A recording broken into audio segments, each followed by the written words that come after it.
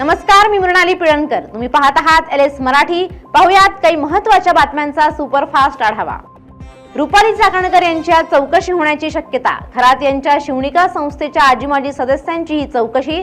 SIT कडून चाकणकरांना summons जारी.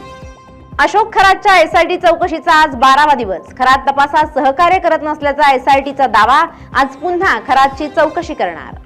नागपूर शहरातील फुटपाथवर असलेले अतिक्रमण हटवण्याचे केंद्रीय मंत्री नितीन गडकरींचे निर्देश. विविध विकास कामे आणि प्रकल्पांच्या आढावा बैठकीत गडकरींनी दिले निर्देश. कोल्हापूर मुंबई 29 मार्च पासून दररोज सकाळी आणि संध्याकाळी 2 उड्डाणे सुरू. पहिल्याच विमानातून महिला बाल विकास मंत्री अदिती तटकरे यांचा प्रवास. कोल्हापूरच्या दत्त साखर कारखान्याचा प्रदूषणाचा कहर. कारखान्याकडून सोडण्यात येणाऱ्या प्रदूषित पाण्यामुळे परिसरातील शेतकऱ्यांचे नुकसान. कारवाईची मागणी तीव्र.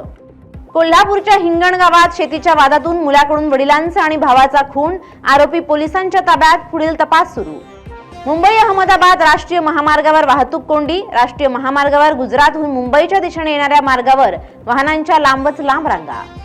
कोल्हापुरात एकमेकांकडे बघितल्याच्या क्षुल्लक कारणातून जबर मारहाण. रक्त येईपर्यंत कारमधल्या मुलांना मारहाण. मोठमोठे दगड घालून चारचाकी गाडीही काहींनी फोडली.